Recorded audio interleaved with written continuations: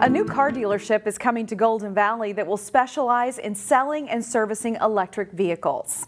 That does align well with the city's sustainability goals and something that we've been trying to do as a community. The automaker Tesla is building a new dealership near the Room and Board outlet store, which is just north of Highway 55 near Shopper Park. Tesla recently purchased a building that was once home to a manufacturing company, which is now being demolished to make way for the new dealership. Golden Valley officials say the dealership will be 50,000 square feet, but it will not have the same look as some of the other car lots located in the city. Talking with the Tesla representative, they don't usually have they don't have a traditional kind of process. It's appointment only. You order online and then you just go there to pick it up and kind of do a little test drive. So I think they didn't need to have that, freeway visibility and freeway presence. So I think this worked well for them. City officials say after the current building is demolished, construction will likely begin in the spring and the dealership could be open by the spring of 2024. A Plymouth entrepreneur faced a challenge that many new moms face, and as a result, she got an idea. Corey Bork explains how her business idea is catching on. This is a photo of me holding my daughter's hand. Ashley Mooneyham is a new mom who faced a significant struggle when returning to work. I was exclusively breastfeeding my baby girl, and then I went back to work after 8 weeks. Even though I had no trouble breastfeeding, I really struggled to get enough breast milk using the breast pump. And that's not uncommon. And one of the #1 barriers to breastfeeding is using a breast pump. So they're just really failing women. According to the CDC, by the time babies reach 6 months of age, 3 and 4 are no longer exclusively breastfed. It kind of wormed its idea into my brain. I couldn't let go of it. This idea matters too much. It's too important to not pursue. The Plymouth mom went out and came up with an answer herself. So this is the homepage of our website. And I found scientific supported studies showing that warmth alone or massage alone can really increase the milk output in less time. And I was shocked to see that no product existed that could offer me this. She developed her own wearable breast pump accessory. This is my very first drawing of the bra prototype, which I just drew right in my office. She says it's led to much better results. So rather than trying to find 20-minute, 30-minute breaks throughout the day every 2 to 3 hours, you can get done in half the time with a 50% increase in milk output. Despite being at the early stages of product development, she's already generated significant interest. We put out a customer discovery survey that got 1,200 responses in 24 hours, really speaking to the enthusiasm for a product like this. A positive response. Then came a special day. Absolutely, this is my first pitch competition and it's my birthday. At Hy-Vee's recent Opportunity Inclusive Business Summit, each pitch competition contestant gets 5 minutes. Ashley's idea was one of 15 selected to compete for a $30,000 top prize. I was shocked to win. This is going to make a huge difference in my business. Next step, getting her product to market. As more and more women are entering the workforce, we're seeing a greater demand for products like this. This next story has generated a lot of traction online. A married couple who now lives in Lakeville has a soft spot for Brookdale Mall because it was where they would meet up for dates back in the 90s. They even drove out of the way to visit the mall one last time before it was torn down. When we'd heard that Brookdale was being demolished on one of our trips up, I think it was 2011, if I'm remembering correctly, we said, let's drive by Brookdale and see it just one last time. On that trip, they took a few photos and snatched up an old sign that they saw in a trash heap. It's now become a focal point in their home. My wife said, well, let's take a picture. And I said, no, we're not going to take a picture. We're going to take the sign because it was clearly going to get scooped up and disposed of.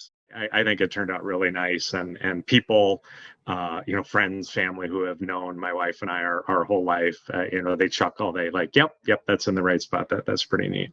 The logo is surrounded by small images of animals that are the parking signs that surrounded the mall. Towley found those online and printed them off, and he says that's what people remember most. If you need something to cozy up with and read this weekend, consider picking up the Plymouth Reads book. A new suspenseful novel titled Carolina Moonset is the chosen book for Plymouth Reads, a community-wide book event. This is the 13th annual Plymouth Reads, and for the first time, a mystery has been selected. It's also the first time there's been a unanimous selection by the library committee. Plymouth Reads is also more than just getting people hooked on a good book. It does something else, too. The most important thing for me personally is building community. is having people get to know each other, having people to get to understand each other. We have a very diverse population. It's nice when people come together around a book. In April, residents can come together to discuss the book and even get a chance to meet the author. Copies of Carolina Moonset are available at the Plymouth Library. The Seven Dreams Foundation is preparing for their annual Bird Bash fundraiser, and this year they will be raising money for a project to support middle school mental health. It's just become critical to support students and staff in positive mental health areas because it has been really hard. The pandemic, COVID, and all the changes with the school have really impacted our students and staff. Students coming back, especially in middle school, are disconnected. They missed those key transition supports going into middle school. Money raised will go to open 8 wellness centers, 2 in each of the district's middle school. One center will be for students and the other one will be for staff. This will be a place for students or staff members to be rejuvenated, and the idea actually came from school staff. The goal is to raise $50,000 to $60,000 and upwards for the wellness centers. If you'd like to be a part of this year's fundraising efforts, check out sevendreams.org.